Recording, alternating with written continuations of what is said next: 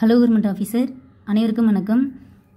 இப்போது தமிழ் தொண்டு தொடர்பான செய்திகள் அப்படின்ற டாப்பிக்கில் நமக்கு ஜி போப் வீரமுனிவர் ஓகேங்களா. ஸோ இவங்களை பற்றி தான் பார்க்க போகிறோம். இதுக்கு முன்னாடி இன்னும் தேவனைய பாவனார் ஓகேங்களா, பாவலர் பெருஞ்சித்தனா, ஜி போப் வீரமுனிவர் இவங்களை பற்றின அவங்க தமிழுக்கு எப்படிலாம் தொண்டு செஞ்சுருக்காங்க அப்படின்றத பார்க்க போகிறோம். ஸோ இந்த வீரமுனிவர் பற்றி இப்போ government material out source previous கொஸ்டினில் எப்படி கேட்டிருக்காங்கன்றது நம்ம இந்த வீடியோவில் பார்த்துடலாம். ஸ்கூல் புக் டேட்டா அப்படின்னாக்கா ஸ்கூல் புக் டேட்டா அப்படின்றது நான் ஆல்ரெடி அப்லோட் பண்ணிட்டேன் ஓகேங்களா. அதுக்கான லிங்க்கும் டிஸ்கிரிப்ஷனில் கொடுக்குறேன், பார்த்துக்கோங்க. இதை முடிச்சதுக்கப்புறமேட்டுக்கா தேவனைய பாவனர்ன்றது கண்டிப்பாக நான் நெக்ஸ்ட் வீடியோன்றது இதை தான் நான் அப்லோட் பண்ண போகிறேன் ஓகேங்களா. ஸோ இதுதான் நமக்கு ஒரு டாபிக் ஓகேங்களா ஆஃபீஸர். தேவனைய பாவனார், அகர முதலி, பாவலரேறு பெருஞ்சித்திரனார், ஜி போப் வீரமுனிவர் இவங்க தமிழ் தொண்டுக்கு செய்த தொடர்பான செய்திகள் பற்றி தான் இங்கே நமக்கு டாபிக் இருக்குது. ஸோ வீரமுனிவர்ன்றது school book data already upload பண்ணிட்டேன். ஸோ இப்போதைக்கு நம்ம out source government material previous question எல்லாத்தையும் பார்த்துட்டோம் அப்படின்னாக்கா வீரமுனிவர் நம்ம கம்ப்ளீட் பண்ணிடலாம். இது முடிச்சதுக்கப்புறமேட்டுக்கா அடுத்த வீடியோ அப்படின்றது உங்களுக்கு நான் தேவனைய பாவனாரும் அகர முதலி இது ரிலேட்டடாக நான் உங்களுக்கு கண்டிப்பாக வீடியோ கொடுத்துன்றேன் சரிங்களா ஆஃபீஸர். சரி ஓகே, நம்ம இப்போது வீரமுனிவர் பற்றி இப்போது அவுட் சோர்ஸில் என்ன கண்டென்ட் இருக்குன்றது பார்க்கலாம். ஸ்கூல் புக் டேட்டா பார்க்காதவங்க ஃபஸ்ட்டு அதை பாருங்கள், அதை பார்த்துட்டு அதுக்கப்புறமேட்டுக்கா இதை பாருங்கள். அப்போ தான் உங்களுக்கு ரிவிஷனுக்கு யூஸ்ஃபுல்லாக இருக்கும். ஏன்னா ஃபஸ்ட்டு சோர்ஸ் அப்படின்றது நமக்கு ஸ்கூல் புக்கு தான், அதுக்கப்புறம் தான் மற்றதெல்லாம் ஓகேங்களா. வீரமுனிவர் காலம் என்ன? 1680 1747 வரைக்கும். இவர் எந்த நாட்டை சேர்ந்தவங்க? இத்தாலி நாட்டை சார்ந்தவங்க. இவங்களோட இயற்பெயர் என்ன? Constantine Joseph Beschi. Constantine Joseph Beschi அப்படின்றது தான் வீரமுனியுடைய இயற்பெயர் ஆகும். மதுரை தமிழ் சங்கத்தார் கொடுத்த பட்டம் தைரியநாதர் ஓகேங்களா. ஸோ இவருக்கு தைரியநாதர் அப்படின்ற பட்டம் கொடுத்தது யார் அப்படின்னாக்கா மதுரை தமிழ் சங்கம். இது இம்பார்ட்டன்ட் கொஸ்டின். இத்தாலி நாட்டை சேர்ந்தவங்க, இயற்பெயர் கான்ஸ்டான்டைன் ஜோசப் பெஸ்கி. இவருக்கு தைரியநாதர்ன்ற பட்டம் கொடுத்தது மதுரை தமிழ் சங்கம். அடுத்தது பாருங்க, தைரியநாதர் அப்படின்னாக்கா அதாவது தைரியநாதர் அப்படின்ற பெயரை தான் அவங்க என்ன மாற்றிட்டாங்க, வீரமுனிவர் என்று மாற்றி வைத்து கொண்டார். தைரியநாதர் அப்படின்றது ஃபைனலாக வீரமுனிவர் அப்படின்ற மாதிரி மாற்றிக்கிட்டாங்க.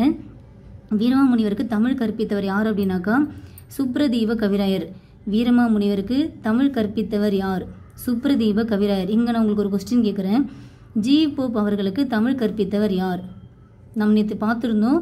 ஜி போப் அவருக்கு தமிழ் கற்பித்தவர் யார்? இதுக்கான ஆன்சர்ன்றதை கமெண்டில் சொல்லுங்கள் ஆஃபீஸர்.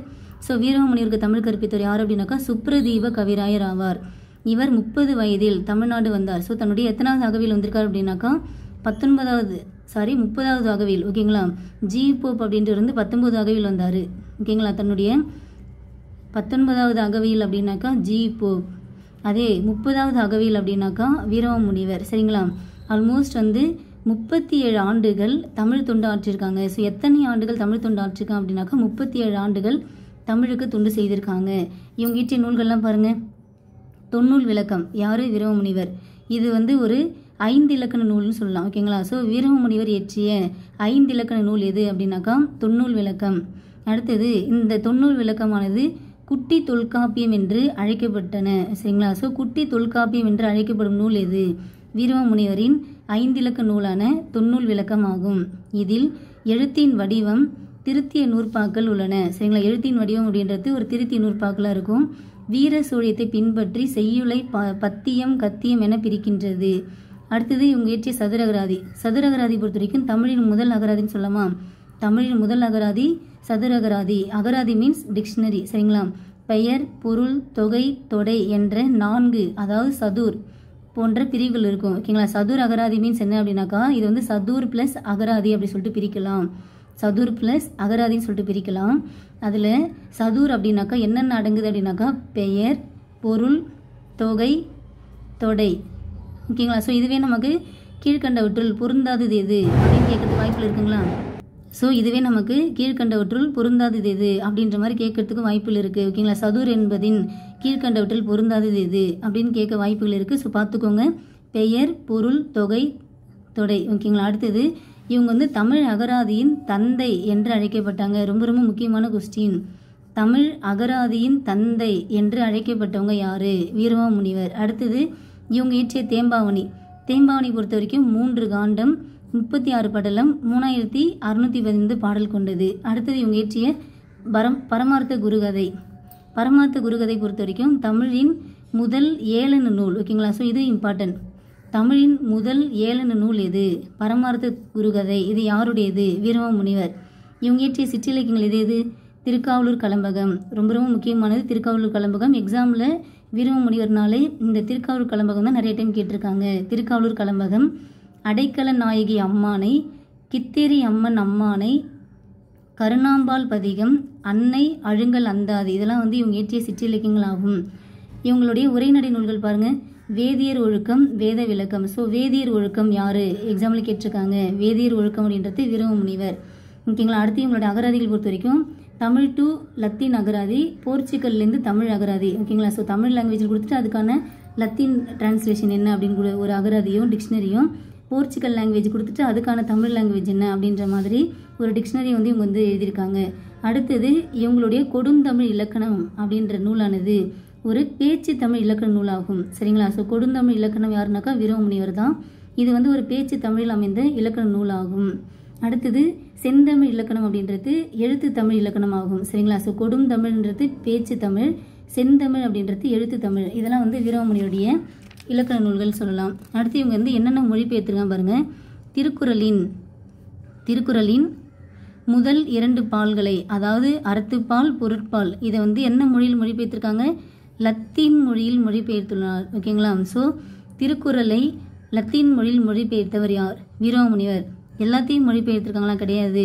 திருக்குறளில் அறத்துப்பால் பொருட்பால் இந்த 2 பால்களை மட்டுமே லத்தீன் மொழியில் மொழிபெயர்த்துள்ளார். அடுத்தது திருச்சி சந்தா சாஹிப்பிடம் திவானாக பணிபுரிந்தவர். ஓகேங்களா. யாரிடம் திவானாக பணிபுரிந்தார் அப்படின்னாக்கா Trichy Chanda Sahib. Exam point of view எல்லாமே இம்பார்ட்டண்ட்டாக இருக்குங்களா. இத்தாலி நாட்டை சேர்ந்தவங்க. இயற்பெயர் கான்ஸ்டன்டின் ஜோசபிஸ்கி. மதுரை தமிழ்ச்சங்கம் கொடுத்த பட்டம் தைரியநாதர். அந்த தைரியநாதர் அப்படின்றது தான் வீரம முனிவர் என்று மாற்றிக்கொண்டார். அடுத்தது தமிழ் கற்பித்தவர் சுப்ரதீவ கவிராயர். தமிழ்நாட்டுக்கு எப்போ வந்தாங்க? 30வது அகவியில். எத்தனை ஆண்டுகள் தமிழ் தொண்டாற்றிருக்காங்க? 37 ஆண்டுகள் தமிழ் தொண்டாற்றிருக்காங்க. ஓகே. இவங்க இயற்றிய நூல்கள் பாருங்கள். 5 இலக்கண நூல், தொன்னூல் விளக்கம். இது குட்டி தொல்காப்பியம் என்று அழைக்கப்பட்டன. ஸோ குட்டி தொல்காப்பியம் என்று அழைக்கப்பட்ட நூல் இது தொன்னூல் விளக்கம். ஆசிரியர் வீரம முனிவர். இதில் எழுத்தின் வடிவம் திருத்தி நூற்பாக்கள் இருக்கும். சரி, ஓகே. தமிழின் முதல் அகராதியான சதுர அகராதி ஏற்றிருக்காங்க. சதுர் அப்படின்னாக்கா பெயர், பொருள், தொகை, தொடை அப்படின்ற பிரிவுகளாக இருக்கும்.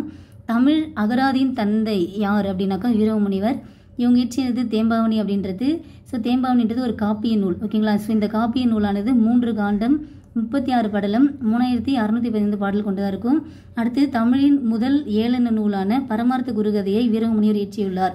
இவனுடைய சிற்றிலக்கியங்கள் அப்படின்னாக்கா திருக்காவலூர் கலம்பகம், அடைக்கல நாயகி அம்மானை, கித்தேரியம்மன் அம்மானை, கருணாம்பாள் பதிகம், அன்னை அழுங்கல் அந்தாதி, இதெல்லாம் இவங்களுடைய சிற்றிலக்கியங்கள் ஆகும்.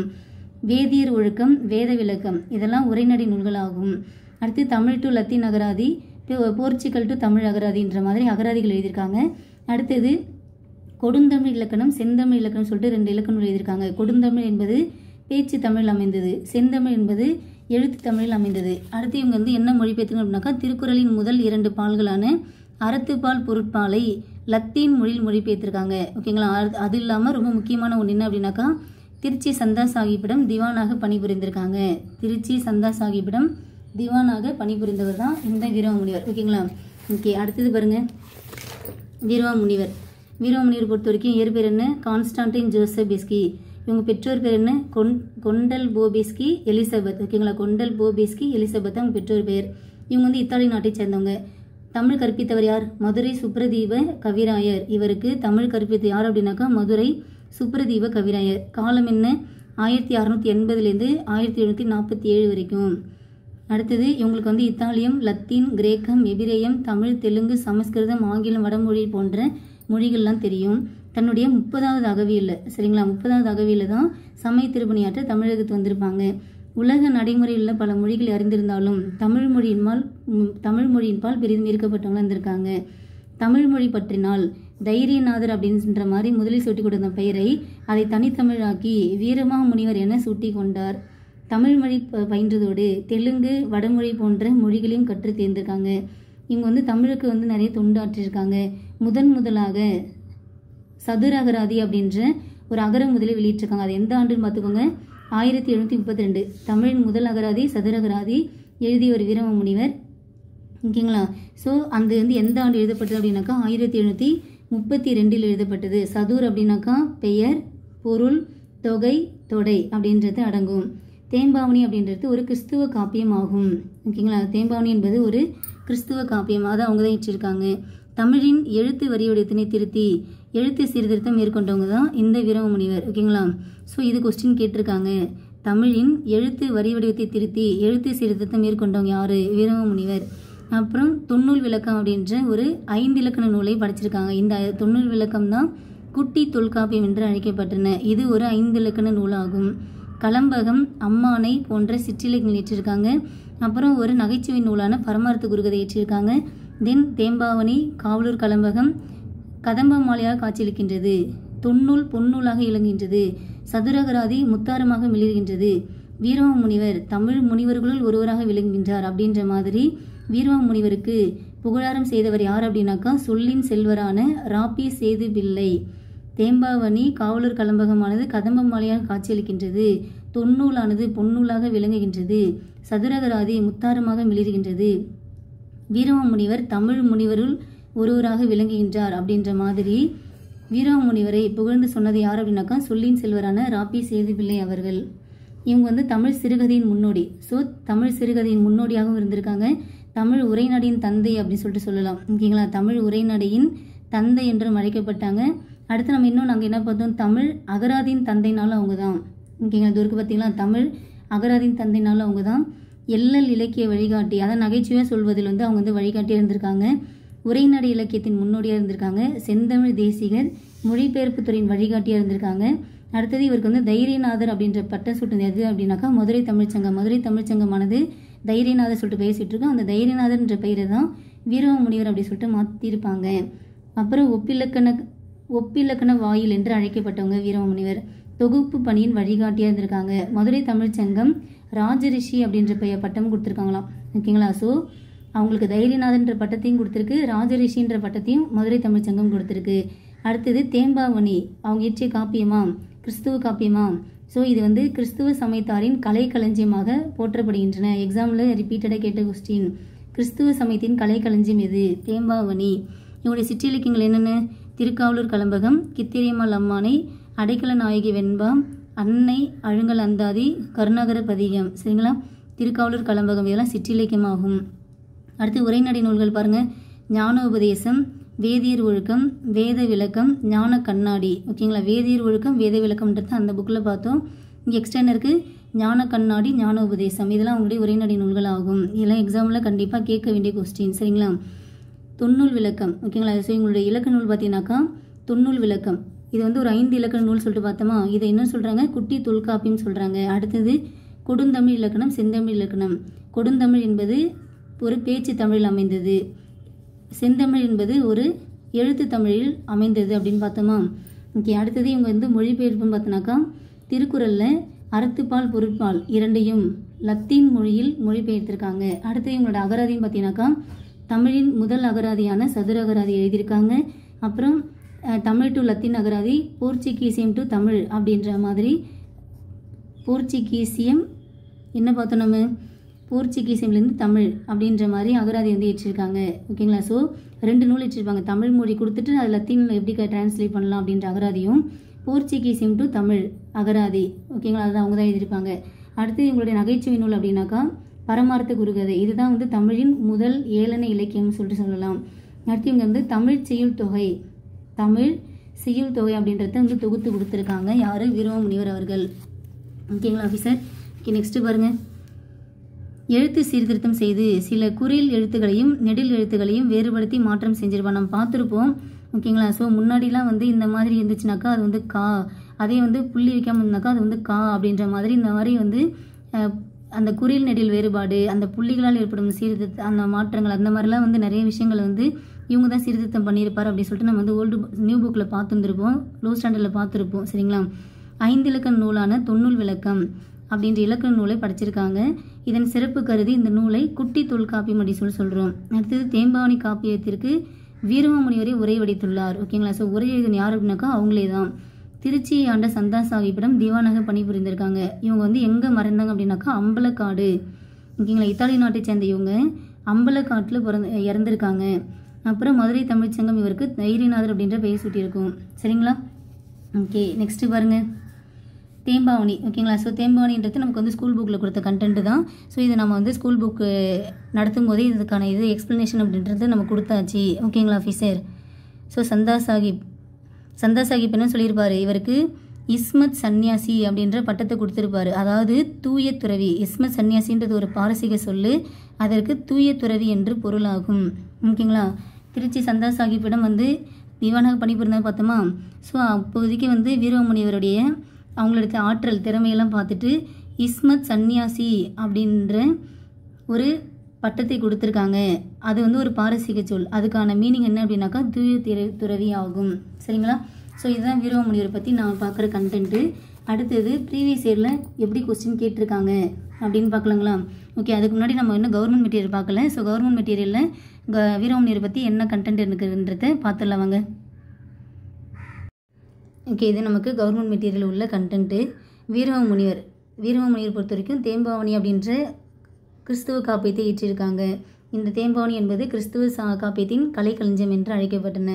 வீரமுனியோடைய பேர் என்ன, கான்ஸ்டான்டைன் ஜோசப் பெஸ்கி. அவங்க பெற்றோர் பேர் என்ன, கொண்டல் போபெஸ்கி எலிசபெத். இவங்க எந்த நாட்டை சேர்ந்தவங்க, இத்தாலியில் பிறந்தவங்க.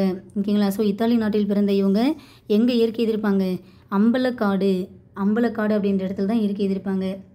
ஓகேங்களா. ஸோ இத்தாலி நாட்டில் காஸ்திகிலியோன் அப்படின்ற ஊரில் பிறந்திருக்காங்க. இவங்களோட காலம் பார்த்துக்கோங்க, 1680 1947 வரைக்கும். ஸோ டேட்டு நோட் பண்ணிக்கோங்க, 8/11/1680 4/2/1747.